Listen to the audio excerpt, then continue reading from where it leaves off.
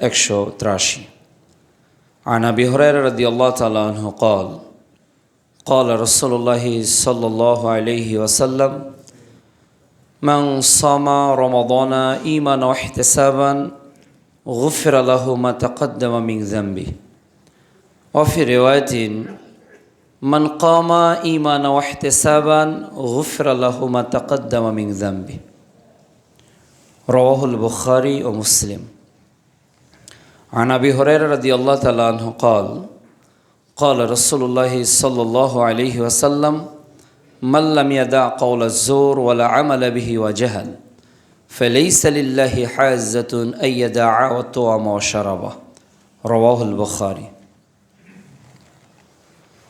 যাবতীয় প্রশংসা আল্লাহ রাব্বুল আলামিনের জন্য, যার ঐকান্তিক মেহেরবানিতে 1447 হিজরির শাবান মাসের রমাদান মাসের প্রথম জুমায় এবং রমাজানের দ্বিতীয় দিনে যে আল্লাহ তাআলা আজকের জুমার খুতবা ও সালাত আদায়ের উদ্দেশ্যে অত্র জামি মসজিদে আমাদেরকে একত্রিত হওয়ার সুযোগ দান করেছেন, সে আল্লাহ সুবহানাহু ওয়া তাআলার দরবারে কৃতজ্ঞতা আদায় করছি। আলহামদুলিল্লাহ। দরুদ ও সালাম বিশ্ব মানবতার মুক্তির দূত, মহাবিপ্লবের মহানায়ক, যার আদর্শকে বাস্তবায়ন করার লক্ষ্যে আমাদের সার্বিক প্রয়াস, মুহাম্মাদুর রাসূলুল্লাহ সাল্লাল্লাহু আলাইহি ওয়াসাল্লামের প্রতি যাবতীয় দরুদ ও সালাম। প্রিয় উপস্থিতি, রমজান মাস মুমিন হিসাবে কিভাবে অতিবাহিত করব, উক্ত শিরোনামে পবিত্র কোরআন ও বিশ্বনবীর মুখ নিঃসৃত বাণী থেকে এক দালিলিক আলোচনা উপস্থাপন করার চেষ্টা করব ইনশাআল্লাহুল আজিজ। রব্বিশ রহলি সদরি ও ইয়াসসিরলি আমরি ওয়াহলুল উকদাতাম মিন লিসানি ইয়াফকাহু কওলি। উল্লেখ্য যে রমাদান শব্দটি রমাদা শব্দ থেকে নির্গত, যার অর্থ হলো কোনো কিছুকে জ্বালিয়ে দেওয়া, পুড়িয়ে দেওয়া। দীর্ঘ 1 মাস সিয়াম সাধনা কিয়াম পালন করার পর মুমিন জীবনের যাবতীয় অপরাধগুলোকে, পাপগুলোকে পুড়িয়ে ফেলে নিষ্পাপ হয়ে আল্লাহর নিকট নিজেকে আত্মসমর্পিত করে দেওয়ার জন্যই মূলত রমাদান পুড়িয়ে দিবে আপনার পাপ। পৃথিবীতে আল্লাহ রাব্বুল আলামিনের নৈকট্য হাসিলের যত আমল রয়েছে, এর মধ্যে গুরুত্বপূর্ণ একটি আমলের নাম হলো সিয়াম। বিচারের মাঠে মানুষের উপকারের জন্য যত মাধ্যম আছে, এর গুরুত্বপূর্ণ একটি মাধ্যমের নাম হলো সিয়াম। মানুষকে জাহান্নাম থেকে বেশি বেশি করে জান্নাতে ধাপিত করার গুরুত্বপূর্ণ একটি ইবাদতের নাম হলো সিয়াম, যা আমরা রমাজানই পালন করে থাকি। রমাজান মাসে একজন মুমিন জীবন যেভাবে অতিবাহিত হওয়া দরকার, এভাবে যদি আমরা আমাদের সিয়ামগুলোকে অতিবাহিত করতে ব্যর্থ হই, তাহলে রমাজান অন্যায় হয়েছে কিভাবে জীবন অতিবাহিত হয়েছে কিভাবে আমরা আমাদের সময়কে কাটিয়েছি কিভাবে আমরা আমাদের ইবাদত বন্দিগিতে অলসতা করেছি। কিন্তু রমাজানের আজকে থেকেই নিজের জীবনে এমন একটা সুন্দর পরিচ্ছন্ন পরিপাটি প্ল্যান করতে হবে, যাতে শয়তান শৃঙ্খলাবদ্ধ থাকার পরেও আমাদেরকে ধোঁকার মধ্যে নিমজ্জিত করতে না পারে। আপনি যদি আপনার জীবনে একটা রুটিন তৈরি করতে পারেন, তাহলে এই রমাজান আপনার জন্য ক্ষমা বয়ে নিয়ে আসবে ইনশাআল্লাহ। আর যদি গতানুগতিকভাবে সিয়ামকে পালন করে অভ্যস্ত হন, এই সিয়াম থেকে খুব একটা অর্জন আসবে বলে মনে হয় না। আল্লাহ রাব্বুল আলামিন বলেন সূরা বাকারা অধ্যায় 2 পারা 2 আয়াত 183-তে, ইয়া আইয়ুহাল্লাযীনা আমানু, হে বিশ্বাসী বান্দাগণ, কুতিবা আলাইকুমুস সিয়াম, তোমাদের জন্য সিয়ামকে ফরজ করা হয়েছে, কামা কুতিবা আলাল্লাযীনা মিন ক্বাবলিকুম, যেভাবে ফরজ করা হয়েছিল তোমাদের পূর্ববর্তীদের উপর। তার মানে এই সিয়াম কেবল আমাদের উপর ফরজ বিষয়টি এমন নয়, এই সিয়াম রেখেছিলেন পূর্ববর্তী নবীগণ, নবীর অনুসারীরা। কেন? লাআল্লাকুম তাত্তাকুন, যাতে আমরা পরহেজগারিতা অর্জন করতে পারি, যাতে আমরা তাকওয়াশীল বান্দা হতে পারি, যাতে আমরা আল্লাহওয়ালা বান্দা হতে পারি, যাতে আমরা নিজেদেরকে আল্লাহর নিকটবর্তী করতে পারি। পৃথিবীতে রাসূলুল্লাহ সাল্লাল্লাহু আলাইহি ওয়াসাল্লামকে রমাজানের মাধ্যমে যা দেওয়া হয়েছে আর কোনো নবী রাসূলকে এত কিছু দেওয়া হয়নি। মুহাম্মদ সাল্লাল্লাহু আলাইহি ওয়াসাল্লাম রমাজানে যা কিছু পেয়েছেন, পৃথিবীতে আর কোনো নবী রাসূল তাদের সিয়ামে এত কিছু পেয়েছে এটা তিনি উল্লেখ করেননি। সিয়াম অর্থ বিরত থাকা, সুবে সাদিক থেকে নিয়ে সূর্য অস্ত পর্যন্ত যাবতীয় পানাহার, জৈবিক চাহিদা, মিথ্যা কথা কর্ম থেকে নিজেকে পরিত্রাণ, এর নাম হলো সিয়াম। যদিচ বাংলাদেশের মানুষ সিয়ামকে রোজা বলতেই অভ্যস্ত, রোজা, কিন্তু রাসূল সাল্লাল্লাহু আলাইহি সাল্লাম বলেছেন সিয়াম। রোজা মানে উপবাস থাকা, না খেয়ে থাকা, এর নাম উপবাস, এর নাম রোজা, যা হিন্দুরাও পালন করে থাকে। উপবাস নামে ওদের একটা ইবাদত আছে, কর্ম আছে। আমরা সিয়াম থাকবো, নিজেকে বিরত রাখবো, পাপ করতে মন চাচ্ছে করব না। রাসূল সাল্লাল্লাহু আলাইহি সাল্লাম বলছেন, কেউ যদি তোমার সঙ্গে মন্দ আচরণ করে, কেউ যদি তোমার সঙ্গে খারাপ আচরণ করে, তখন তুমি তাকে বলো আমি সায়েম। তুমি বলো আমি সায়েম, নো মোর টক, আর কোনো কথা হবে না। তুমি এতটুকু বলো যে আনা সায়েম, আমি হলাম সায়েম। তার মানে এখন আমি তোমার সঙ্গে তর্কে, এখন আমি তোমার সঙ্গে রাগ হতে, এখন আমি তোমার সঙ্গে কোনো কিছু করতে চাচ্ছি না। কেন? আমি সায়েম, আমি সিয়াম রেখেছি। সিয়াম মাস রমাদান এর তাৎপর্য কি? কেন রমাজান আমরা পেলাম? রমাজানের গুরুত্বই বাকি। রমাজানের তাৎপর্য হলো আল্লাহ সুবহানাহু ওয়া তাআলার নিকট এই মাসটা সবচেয়ে বেশি সম্মানিত একটি মাস, সবচেয়ে সম্মানিত। রমাজান এসেছে মানুষের পাপ মোচন করতে, রমাজান এসেছে মানুষকে জান্নাতে নিয়ে যেতে, রমাজান এসেছে মানুষকে আল্লাহর নৈকট্য হাসিল করতে, রমাজান এসেছে মানুষের অভাবী লোকদের অভাব দুঃখ যাতনা বুঝতে, রমাজান এসেছে মানুষের দৈহিক ইবাদতের জন্য, রমাজান এসেছে মানুষের শারীরিক ইবাদতের জন্য, রমাজান এসেছে মানুষের আর্থিক ইবাদতের জন্য, রমাজান এসেছে মানুষের আত্মিক ইবাদতের জন্য। সব ইবাদত একত্রিত, এর নাম রমাজান। তার মানে এই মাসে আপনি দেহ দিয়ে ইবাদত করেন, আপনি না খেয়ে আছেন, তার মানে আপনার দেহের ইবাদত, আপনার দেহের ইবাদত হচ্ছে, আপনার আত্মিক হৃদয়ের ইবাদত হচ্ছে। বাড়িতে কেউ নেই কিন্তু খান না, সব খাবার প্রস্তুত কিন্তু পান করেন না, বাথরুমে কেউ থাকে না, এক গ্লাস পানি কেউ পান করে না। কেন? এটা আত্মিক সমৃদ্ধি। আল্লাহ তাআলা বলছেন সফল ওই ব্যক্তি যে তার আত্মাকে পরিশুদ্ধ করেছে। সহিহ বুখারী প্রথম খণ্ড কিতাবুল ঈমান হাদিস নাম্বার 52, যে মানুষের দেহের মধ্যে একটা টুকরো থাকে, এটা ভালো হলে পুরো দেহ ভালো, আর এটা নষ্ট হলে পুরো দেহটাই নষ্ট। ওটাই হলো কলব। ওটাকে রিপেয়ার করা, হাউ টু রিপেয়ার আওয়ার ঈমান। আমরা কিভাবে রিপেয়ার করব? আমার ঈমানকে কিভাবে রিপেয়ার করব? গাড়ি নষ্ট হয়, গ্যারেজে নিয়ে যাই রিপেয়ার করার জন্য। আপনার দেহ অসুস্থ হয়, হসপিটালে যান সুস্থতার জন্য। তাহলে মানুষের হৃদয়ের মধ্যে, মানুষের ঈমানের মধ্যে যে রোগ, যে ব্যাধি আছে, এটাকে দূরীভূত করার গুরুত্বপূর্ণ একটি ইবাদত, এর নাম হলো সিয়াম, এর নাম হলো সিয়াম। যা আমাদের আত্মাকে ডে বাই ডে ইমপ্রুভ করে। মাহে রমাদানের আর্থিক ইবাদত রয়েছে। ওই যে শেষের দিকে আমরা ফিতরা আদায় করি, মাথা পিছু 1 ছা পরিমাণ, 2.5 কেজি পরিমাণ আমরা খাদ্যদ্রব্য মানুষকে দিয়ে থাকি। এটা হলো আর্থিক ইবাদত। তাহলে আমাদের আর্থিক, আমাদের দৈহিক এবং আমাদের আত্মিক এই 3 ইবাদতের সমষ্টিত নাম, এর নাম হলো সিয়াম, এর নাম হলো রমাদান।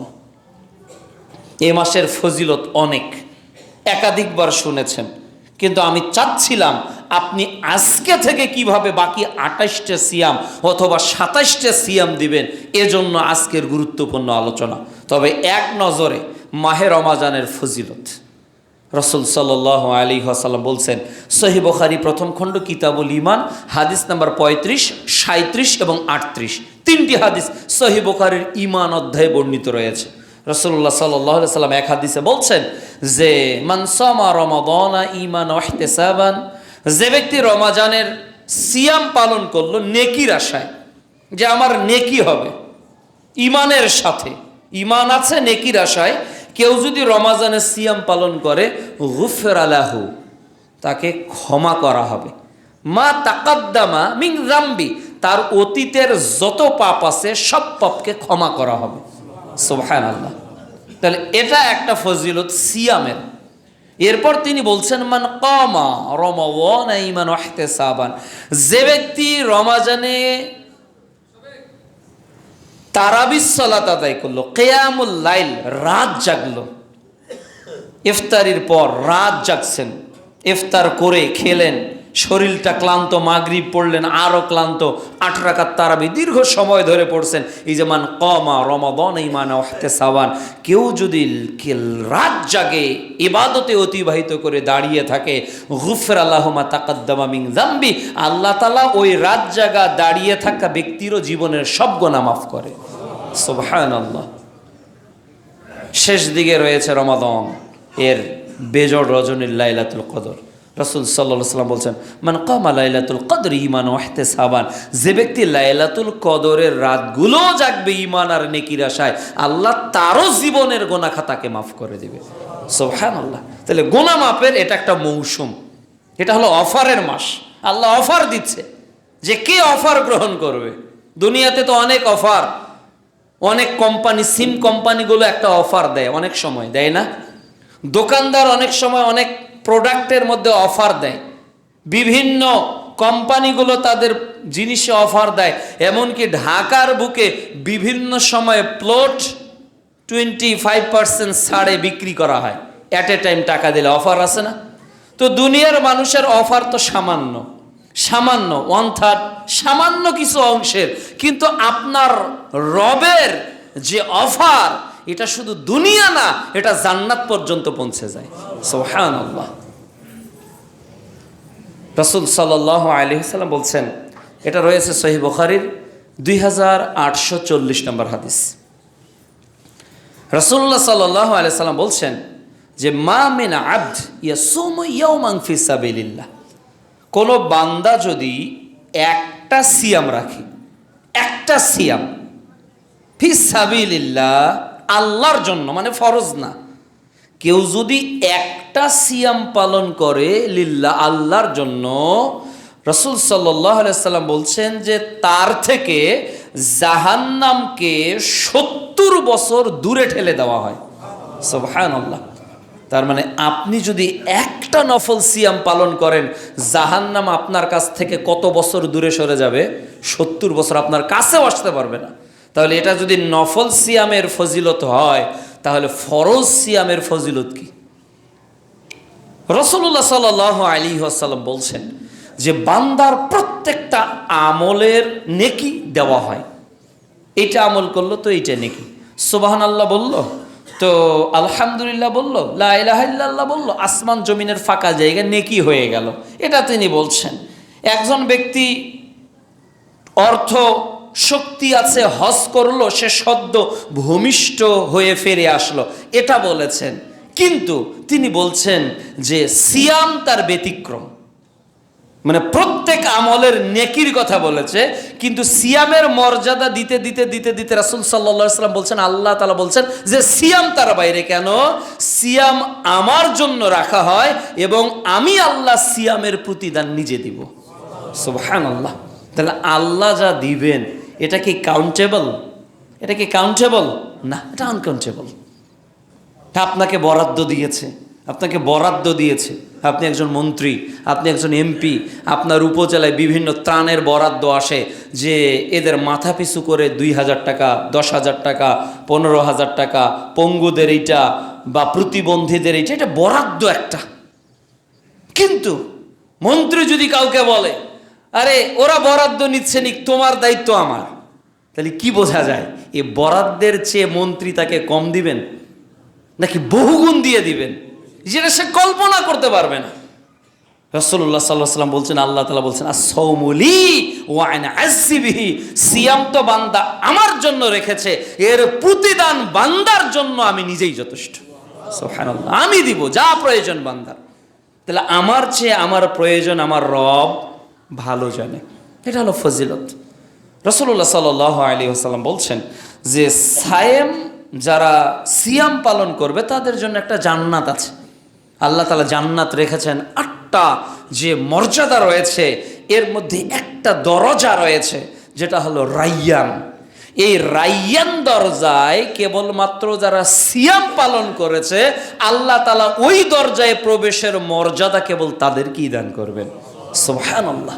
তাহলে মর্যাদার দিক থেকে আপনি দুনিয়াতে ক্ষমা পাচ্ছেন, মর্যাদার দিক থেকে আপনি জান্নাতে রায়্যানের পদমর্যাদা পাচ্ছেন, শ্রেষ্ঠত্বের দিক থেকে আপনার প্রতিদান আপনি আল্লাহর নিকট পাচ্ছেন।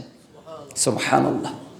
আপনি সায়েম খেতে বসেছেন, আল্লাহর নিকট সবচেয়ে প্রিয় সবচেয়ে ভালো লাগার বিষয় হলো বান্দা যখন ইফতারে নিয়ে বসে, ইফতার করবে, এটা আল্লাহর নিকট প্রিয় ভালোবাসার একটা জিনিস। খেতে বসেছেন, আজান হয়নি, 5 মিনিট বাকি, একটু পর পর মোবাইল দেখি, খাই না। আর খাদ্য হালাল, হালাল টাকার পরিশ্রমের টাকার কেনা, সারাদিন পরিশ্রম করেছি, মাস শেষে 2-4 লক্ষ টাকা ইনকাম করেছি, এর থেকে খাবার নিয়ে প্লেট সাজিয়েছি, মেয়ে বসে আছে, স্ত্রী বসে আছে, ছেলে বসে আছে, বৌমা বসে আছে, কেউ খাচ্ছে না, সবাই অপেক্ষা করছে একটা প্রতিধ্বনির, একটা প্রতিধ্বনির, একটা প্রতিধ্বনির। ওই প্রতিধ্বনি হলো আল্লাহু আকবার। এই আজানের সুরটা কখন কর্ণকুঠিরে আসবে তখন বিসমিল্লাহ বলে ইফতার করব। এই যে ইফতারির প্রাক্কালে মানুষ যে খাবার নিয়ে আল্লাহ তাআলার সামনে আনুগত্যের চূড়ান্ত পরীক্ষা দেয়, আল্লাহ তাআলা ওই বান্দাকে সবচেয়ে বেশি ভালোবাসে। সুবহানাল্লাহ। কত মর্যাদা আপনার, কত সম্মান আপনার। আজকের পৃথিবীতে আপনি সবচেয়ে শ্রেষ্ঠ ব্যক্তি, সবচেয়ে।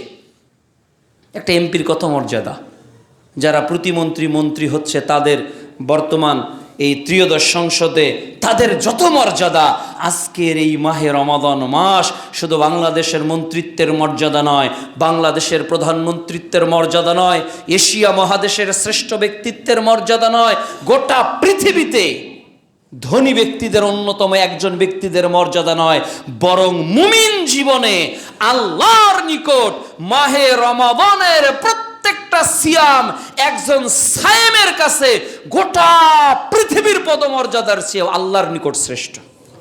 গোটা পৃথিবীর পদমর্যাদা, সম্মান এর চেয়ে অনেক বেশি শ্রেষ্ঠ।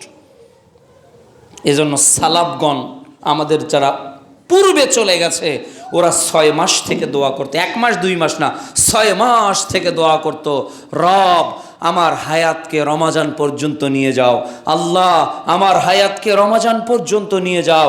তারা রমাজানের আকাঙ্ক্ষায় তীব্র বাসনা নিয়ে থাকতো, রমাজানের আকাঙ্ক্ষায়, যা আপনার কাছে এখন চলে এসেছে। এর মূল্যায়ন করা, এর গুরুত্ব দেওয়া, এর মর্যাদা দেওয়া মুমিন জীবনে প্রত্যেকের দায়িত্ব। করণীয় কি? Ramazan, how to pass your রমাদান।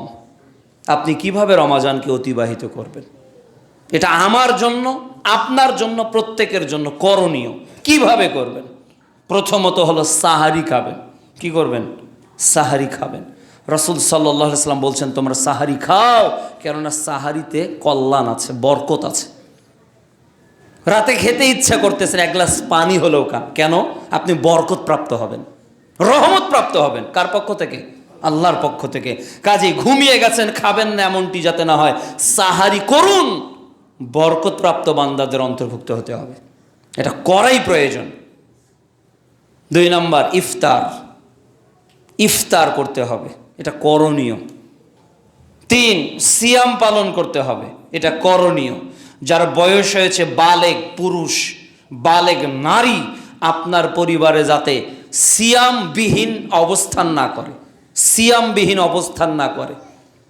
জনৈক সালাফি বিদ্বানকে জিজ্ঞাসা করা হলো যে আপনি বৃদ্ধ, আপনি অসুস্থ, এই অবস্থায় সিয়াম পালন করছেন, আপনার কষ্ট হচ্ছে। তখন তিনি বলছেন আজকের কষ্ট মেনে নেওয়া সহজ, বিচারের মাঠের কষ্টকে মেনে নেওয়া সহজ হবে না।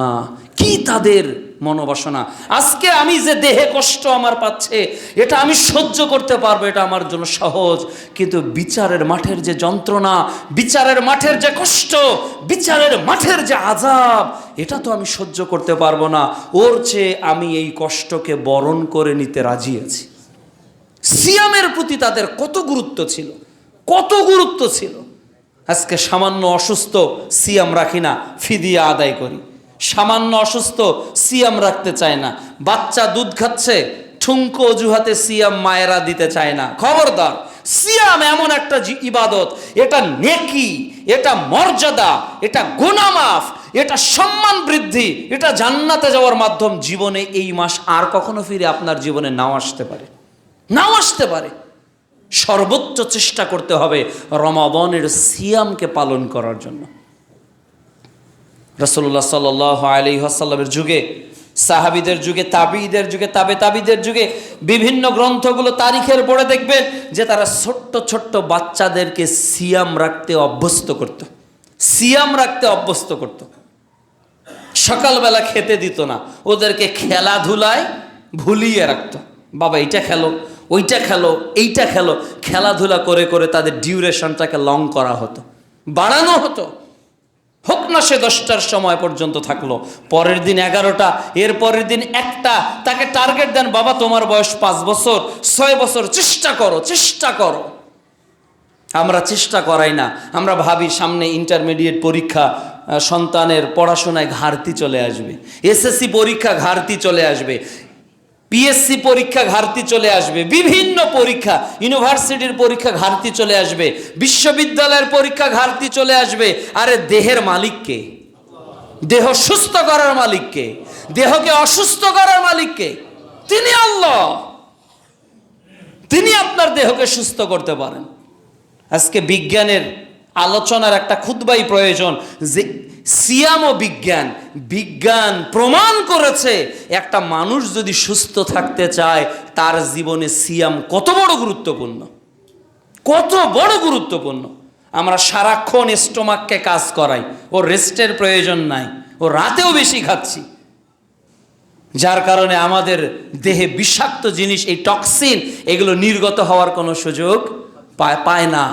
কিন্তু রমাদান মাস একটা লম্বা পিরিয়ড, যখন আপনি না খেয়ে থাকেন, এই টক্সিনগুলো ধীরে ধীরে ধীরে ধীরে নিজেরা মারা যায়।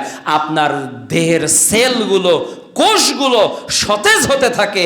দিন দিন দিন দিন আপনার শরীরের মধ্যে আত্মিক শক্তির পাশাপাশি দৈহিক শক্তিও সমৃদ্ধ হয়। কিন্তু আমরা এটা বুঝি না, আমরা বোঝার চেষ্টা করি না। ডাক্তার যখন বলে যে মিষ্টি খাবেন না, ডায়াবেটিস, মিষ্টি খাওয়া ছেড়ে দেই। ডাক্তার বলে হাই প্রেশার, গরুর গোস্ত খাবেন না, গরুর গোস্ত খাওয়া ছেড়ে দেই। আরে আজকে আপনি যদি সায়েন্টিফিক সার্চ দেন উইকিপিডিয়াতে, যে কেউ যদি সিয়াম থাকে তাহলে কি কি উপকার, অন্তত দেহেরই উপকারের জন্য মানুষদেরকে সিয়াম রাখা প্রয়োজন। সন্তুষ্টি আল্লাহর, কিন্তু দেহ আপনার উপকৃত হবে। এই জন্য পরিবারের বাচ্চাদেরকে সিয়াম রাখাবেন, 2, 4, 5 ঘন্টা সিয়াম রাখতে অভ্যস্ত করবেন। সাহারিতে তাদেরকে জাগিয়ে দিবেন, তারা যাতে ইবাদতের সঙ্গে আপনার পার্টিসিপেট হতে পারে। অনেকে বাচ্চাকে জাগায় না, বাচ্চাকে ঘুমিয়ে দিয়েছে, কেন? তাকে ইবাদতের সঙ্গে পরিচয় করিয়ে দেন, তাকে জানান যে এতটার সময় উঠতে হয়, তার মধ্যে এই সেন্সরটাকে কাজ করান। এটা সাইকোলজি, এটা সাইকোলজি, এটা অবশ্যই করণীয় আপনারও আমার জন্য।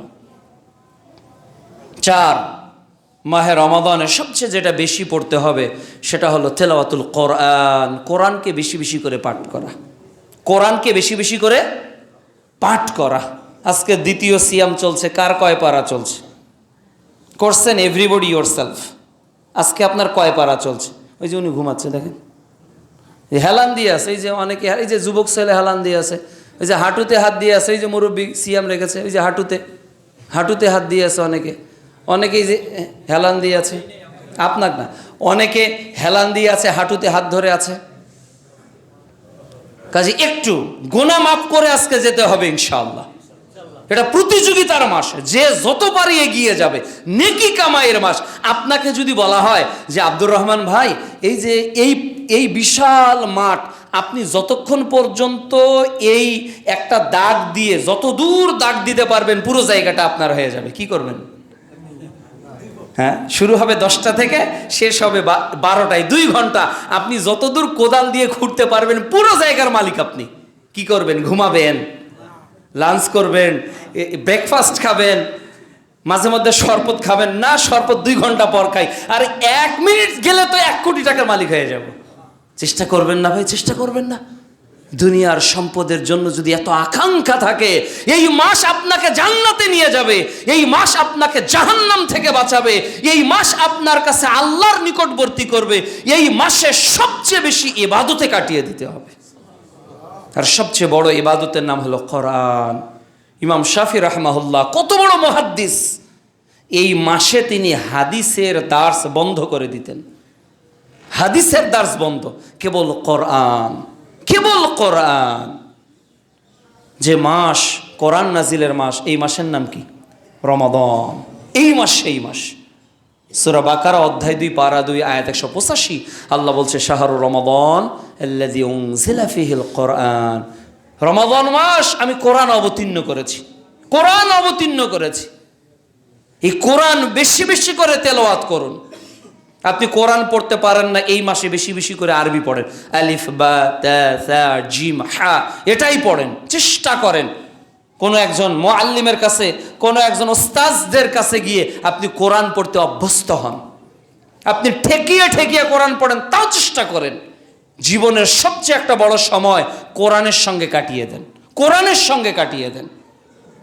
আপনি দেখবেন যে যারা গিয়েছেন সৌদিতে, গাড়ি চলে, রিক্সা চলে, মসজিদে নববীতে মুসল্লিরা সালাত আদায় করে, এর পিলার চতুর্দিকে কোরআন রাখা আছে, সালাত শেষ। যারা হজ করতে গিয়েছেন, ওমরা করতে, দেখবেন মক্কার লোকেরা শুধু কোরআন পড়ছে, কোরআন পড়ছে, রাস্তায় যাচ্ছে কোরআন, মোবাইল কোরআন, শুধু কোরআন আর কোরআন। কোরআন হলো হুদাল লিন্নাস, guideline for all human being in the world. গোটা পৃথিবীর মানুষগুলোকে যদি জান্নাতের পথে আমরা নিয়ে যেতে চাই, তাহলে কোরআনের পথেই কি চলতে হবে না? কোরআন দিয়েই তো জীবন সাজাতে হবে। আপনার ঘর কোরআনের আলোয় আলোকিত হোক, আপনার রমাজান কোরআনের আলোয় আলোকিত হোক, আপনার খাবার টেবিল কোরআনের আলোয় আলোকিত হোক, আপনার জীবনের প্রতিটি কাজ আসুন কোরআনের আলোয় আলোকিত করি, কোরআনের আলোয় আলোকিত করি। এই জন্য কোরআন বেশি বেশি করে তেলাওয়াত করেন।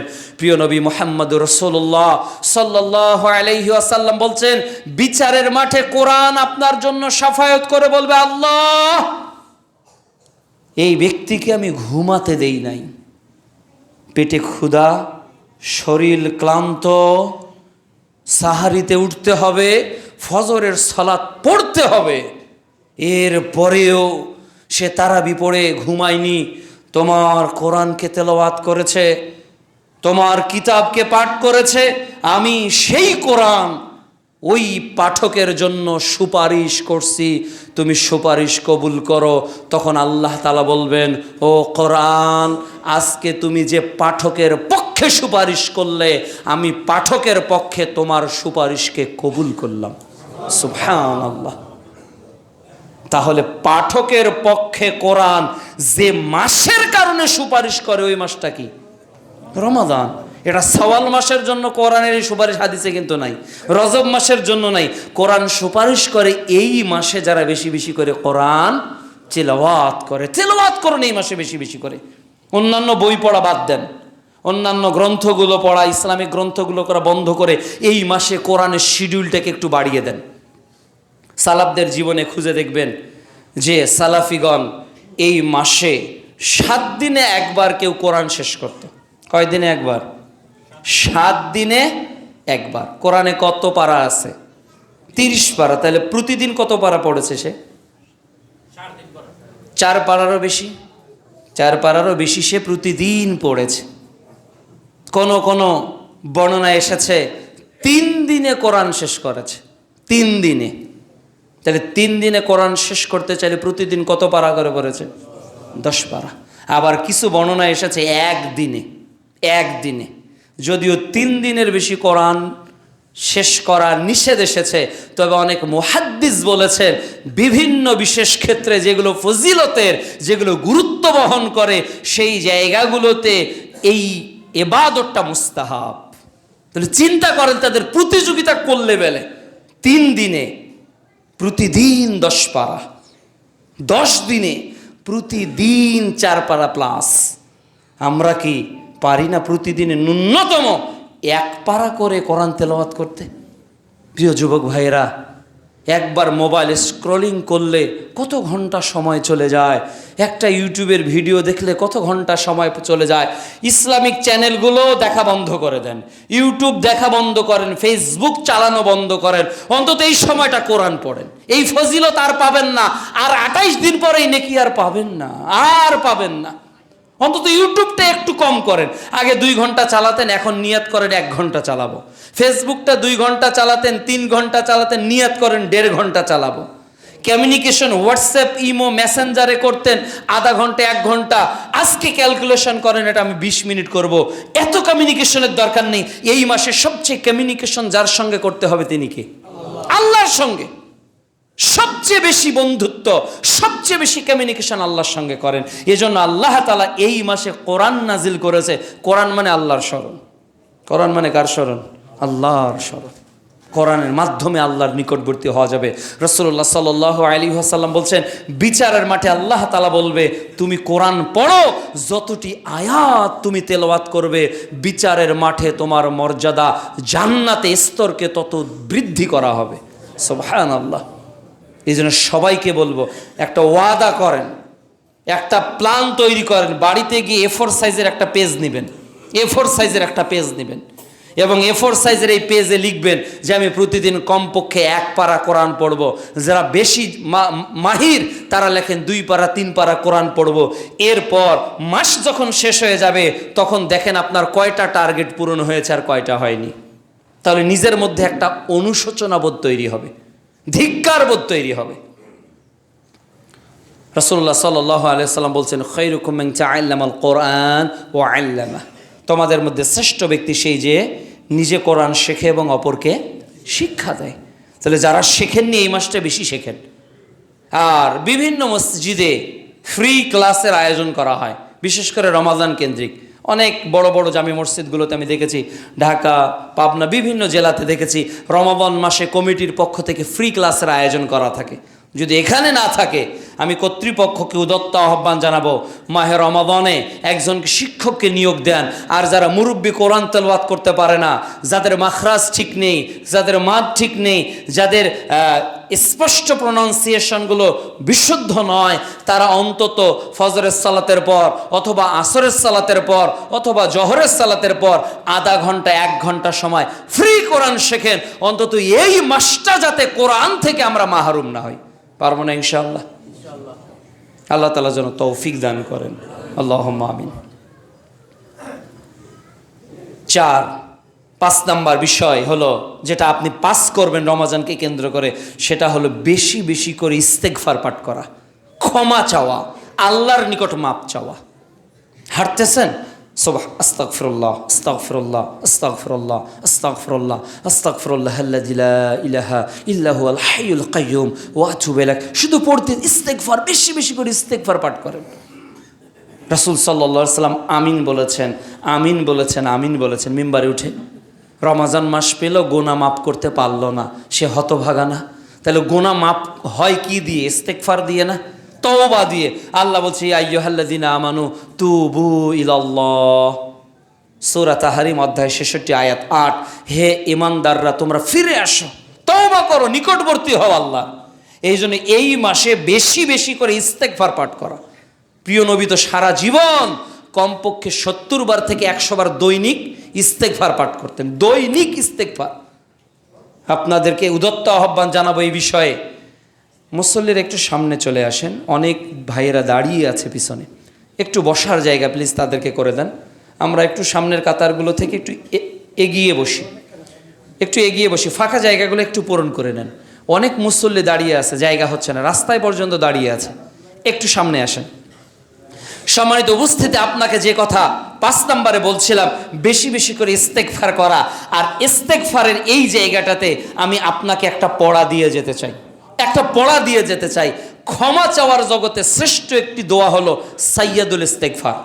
সাইয়্যিদুল ইস্তেগফার, ক্ষমা চাওয়ার শ্রেষ্ঠ দোয়া। সহিহ বুখারী 6306 নম্বর হাদিস, রাসূলুল্লাহ সাল্লাল্লাহু আলাইহি সাল্লাম বলেন, যে ব্যক্তি এই ইস্তেগফার পাঠ সকালবেলা করে সন্ধ্যার আগে মারা যাবে, ও আল্লাহর জান্নাতে যাবে। আর যে ব্যক্তি সন্ধ্যার পর পাঠ করে সকাল হওয়ার আগে মারা যাবে, ওই ব্যক্তিও আল্লাহর জান্নাতে যাবে। আমি গত জুমায় বেড়া পাবনা উপজেলার বিশাল বড় দোতলা 3তলা মসজিদ, এয়ার কন্ডিশন, সেখানেও বলেছি যে ওই মসজিদেরও আমি নিয়মিত খতিব, সেখানেও বলেছি যে আমি এমন কিছু মুসল্লি আগামী মাসে দেখতে চাই, এমন কিছু মুসল্লির সঙ্গে আমার মুসাফা করতে মনে খুব বড় স্বাদ, খুব বড় ইচ্ছা, যারা আমার সঙ্গে মুসাফা করে বলবে যে সুদূর দিনাজপুর থেকে এই সিয়ামরত অবস্থায় এসেছি, সাহারি করেছি আপনার ট্রেনে, আজকেও যাব, কখন ইফতার হবে কখন সাহারি হবে আল্লাহ ভালো জানে। এই যে 2 দিনের মুসাফির হয়ে শুধু দিনাজপুর থেকে আপনার দিনী ভাই হিসেবে আপনার সাথে আমি মুসাফা করতে চাই। কোন ভাইয়ের সাথে? যে ভাই আজকে ওয়াদাবদ্ধ হবেন যে আব্দুল্লাহ ভাই যখন আগামী মাসের 3য় জুমা আসবে, আমি মুসাফা করে বলবো যে হ্যাঁ, আপনি যেটা বলেছিলেন আমি আপনার কথা রেখেছি, আমার সাইয়্যিদুল ইস্তেগফার মুখস্থ হয়েছে। করতে পারবো না এই প্রতিযোগিতা ইনশাল্লাহ আমরা ভাই। আল্লাহ তাআলা যেন কমপক্ষে 20-30 জন নতুন মুসল্লিকে আগামী 3য় জুমায় মুসাফা করার তৌফিক দান করেন। ছোট্ট দোয়া, আল্লাহুম্মা আনতা রাব্বি লা ইলাহা ইল্লা আনত খলাকতানি ওয়া আনা আবদুক ওয়া আনা আলা হাদিকা ওয়া ওয়াদিকা মাসতাতআতু আউযু বিকা মিন শাররি মা সানাতু আবু লাকা বিনি'মাতিকা আলাইয়া আবু বিযামবি ফাগফির লি ফা ইন্নাহু লা ইয়াগফিরুয যুনুবা ইল্লা আনতা। ছোট্ট একটি দোয়া, মাত্র 2.5 লাইনের একটা দোয়া। এটা চেষ্টা করলে 7 দিনে করা যাবে না ইনশাল্লাহ। আল্লাহ তাআলা যেন ইস্তেগফার বেশি বেশি করে করার তৌফিক দান করেন, আল্লাহুম্মা আমিন। বেশি বেশি করে 7 এই মাসে বেশি বেশি করে আপনাকে আমাকে দান করতে হবে। দানের পরিমাণ অনেক গুণে বাড়িয়ে দিতে হবে, বহু গুণে বাড়িয়ে দিতে হবে। অন্য মাসে যা দান করেছেন, এই মাসে যাতে কয়েক গুণ বেড়ে যায়, কয়েক গুণ বেড়ে যায়।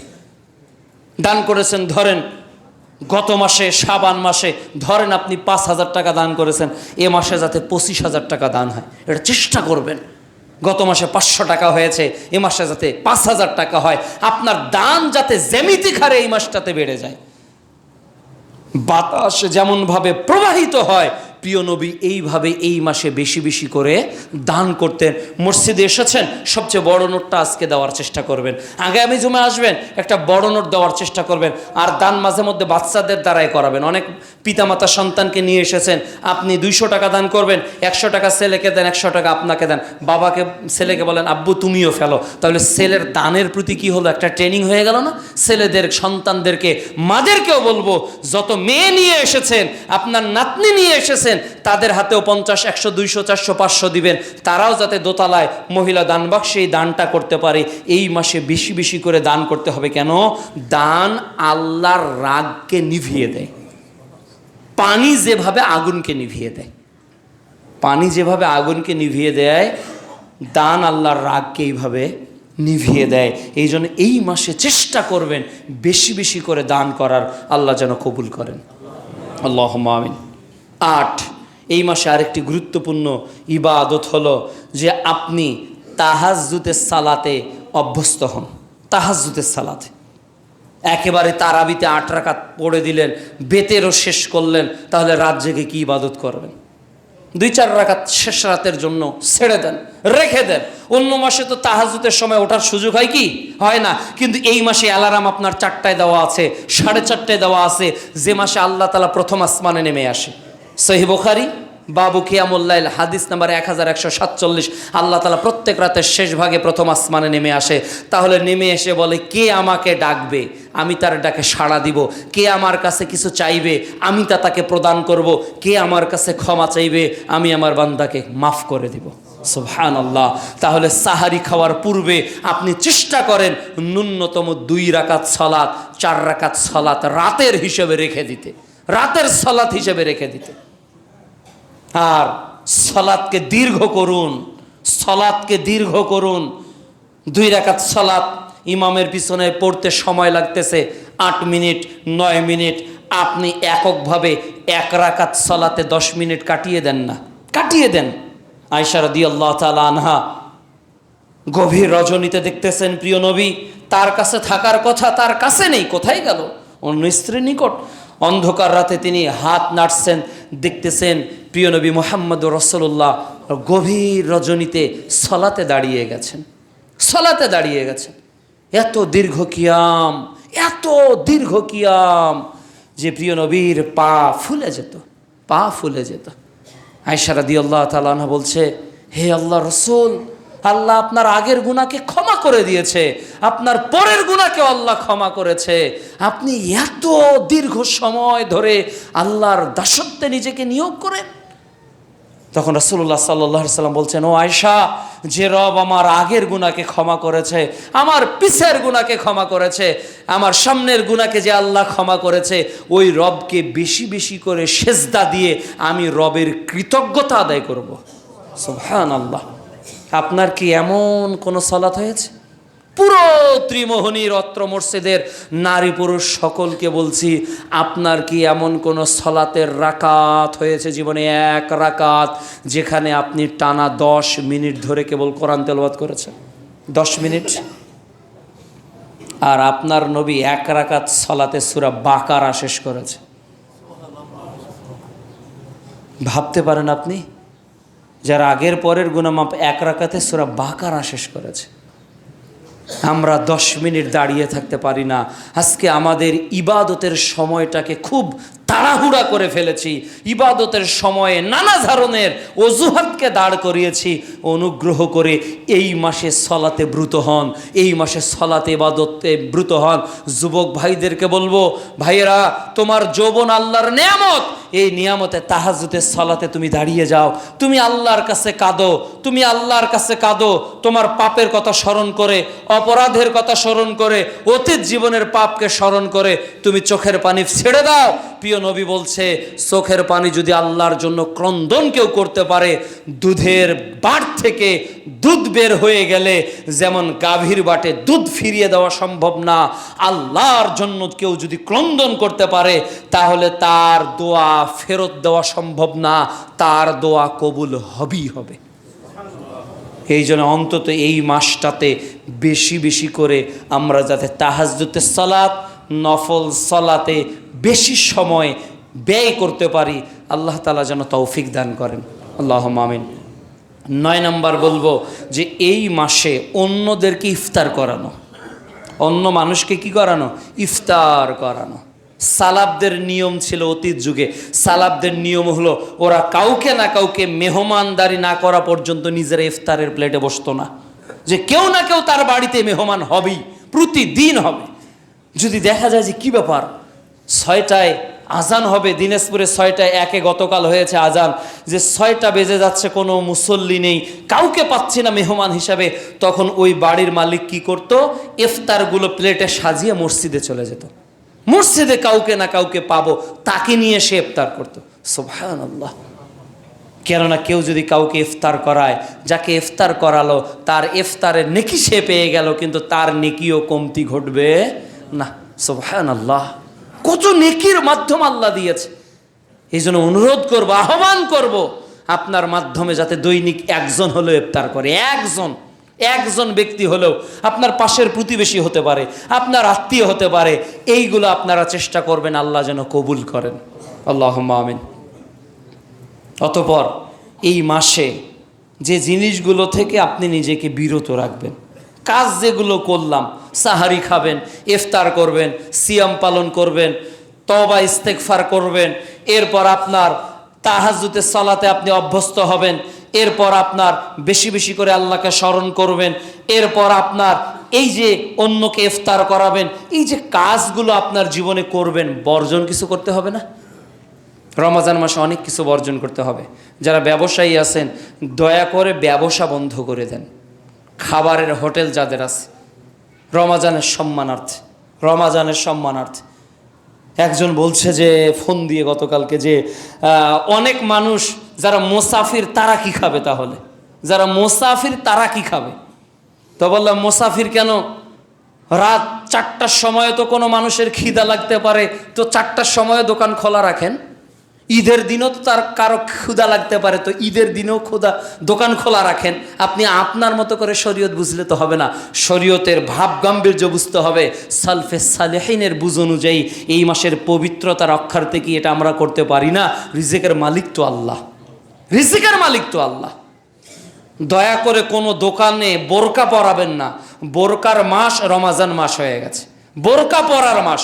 হোটেলগুলো সারা বছর বোরকা পরে না, রমজান মাস আসলেই বোরকা পরা শুরু হয়। কালো বোরকা, নীল বোরকা, লাল বোরকা পরানো হয়, পুরো পরিবেশ ঘিরে রাখা হয়েছে। ওখানে সমান হারে বেরোজগারিরা ঢুকতেছে আর খাচ্ছে। ওরা হিন্দুর হোটেলে খাবে, ওরা অন্যের হোটেলে খাবে, একও খেতে হয় কেন? একটু পদমর্যাদা, একটু সম্মানকে রক্ষা করেন। আবার ওই দোকানে আবার বিকেলবেলা ইফতার বিক্রি হচ্ছে, মনে ওরা বেনামাজির দ্বারায়ও ইনকাম করবে, বেরোজাদির দ্বারাও ইনকাম করবে, যারা সায়েম তাদের দ্বারায় ওরা ইনকাম করবে। ওরা যেতেও কাটবে, আসতেও কাটবে। ওই দোকানে ইফতারিয়ে কিনবেন না। যে দোকানে চালু আছে দিনের বেলা, ওই দোকান ইফতার বয়কট করেন, দেখবেন অটোমেটিক ঠিক হয়ে যাবে। 2 নাম্বার বলবো, যাবতীয় মিথ্যা কথা কর্ম থেকে নিজের জবান চরিত্রকে হেফাজত করেন। অ্যাটলিস্ট সুবে সাদিক থেকে সূর্যাস্ত পর্যন্ত, অ্যাটলিস্ট, এটা বাধ্যতামূলক, অন্য সময় হারাম, কিন্তু অ্যাটলিস্ট এতটুকু করতে হবে। সহিহ বুখারী 1903 নম্বর হাদিস, রাসূলুল্লাহ সাল্লাল্লাহু আলাইহি ওয়াসাল্লাম বলছেন, মাল্লাম ইয়াদা কাওলা যুর ওয়াল আমালা বিহি ওয়া জাহালা ফালাইসা লিল্লাহি হাজ্জাতুন আইয়াদা আতমা ওয়া শারাবা। যে ব্যক্তি সিয়াম থাকা সত্ত্বেও নিজের মন্দ কথা ও মন্দ কাজ থেকে বিরত থাকলো না, ফালাইসা লিল্লাহি হাজ্জাতুন আইয়াদা আতমা ওয়া শারাবা, তার খাবার ও পানাহার ত্যাগ করাতে আল্লাহর কিছু আসে যায় না।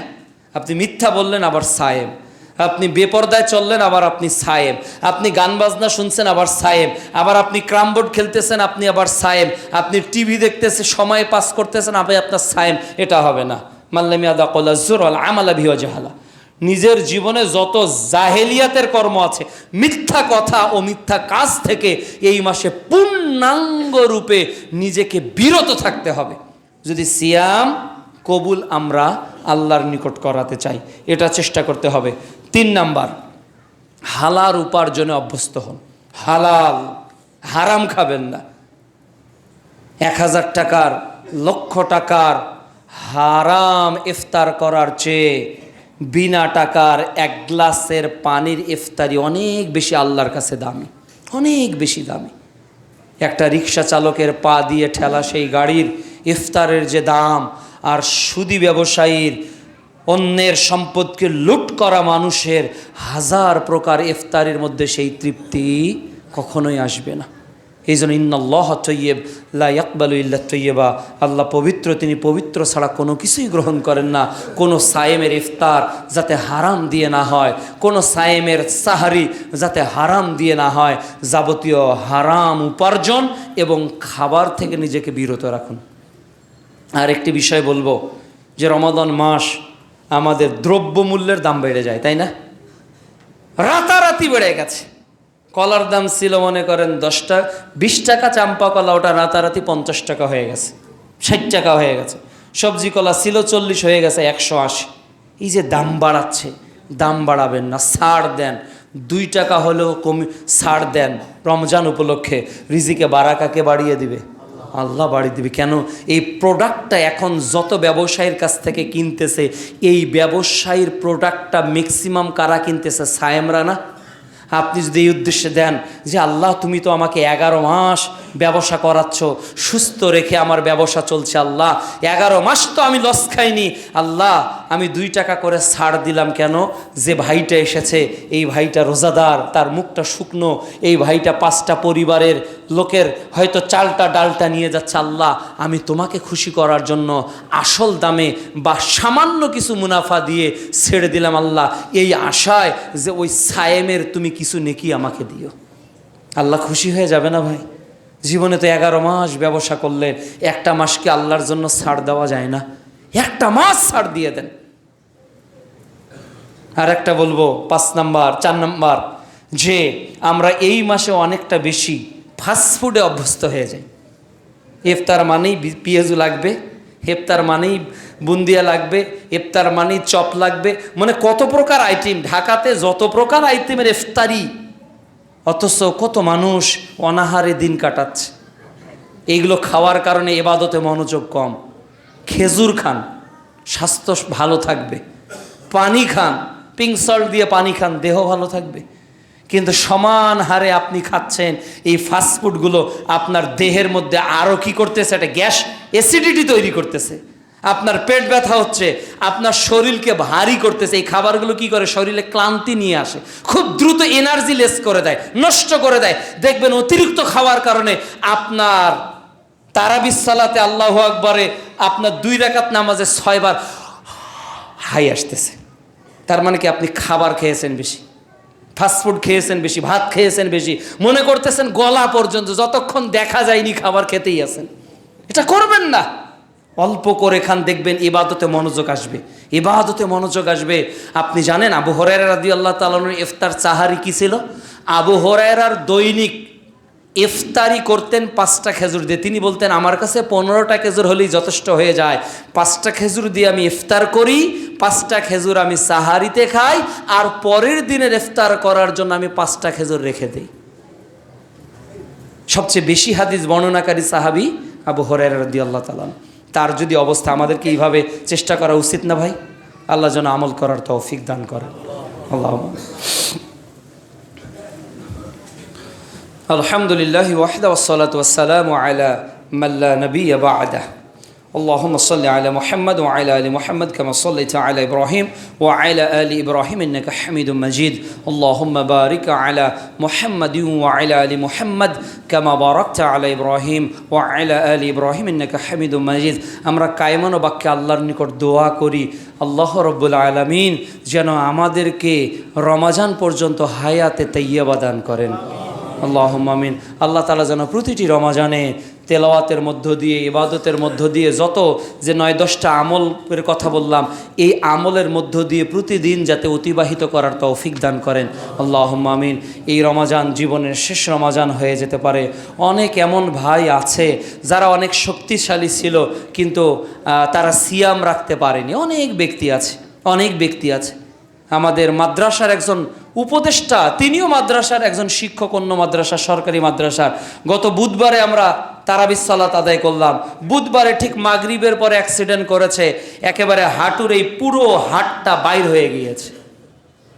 মেডিকেল থেকে রংপুর, দিনাজপুর থেকে গতকালকে ঢাকায় এসেছে। সম্ভবত হাঁটুর নিচের অংশ কেটে ফেলতে হবে। তিনি সিয়াম রাখতে পারলেন, অথচ আমার চেয়ে একটু বয়স বেশি হবে। কে কখন অসুস্থ হয়ে যাব ভাই কেউ জানি না। এই জন্য রমজানের প্রত্যেকটা দিনে আল্লাহর কাছে দোয়া করতে হবে, আল্লাহ বাকি 28টা সিয়াম হায়াতে তাইয়্যিবা দান করো, আর বিগত যে সিয়ামটা পালন করেছি আল্লাহ কবুল করো। মানে বিগতটা যাতে কবুল হয় আর সামনেরটা পর্যন্ত যাতে হায়াত পায়, বিগতটা যাতে কবুল হয়, সামনেরটা পর্যন্ত যাতে হায়াত পায়। প্রতিদিন এই দোয়াটা আমাদের করে যেতে হবে, আল্লাহ যেন কবুল করেন। নাম ছাড়া এক ভাই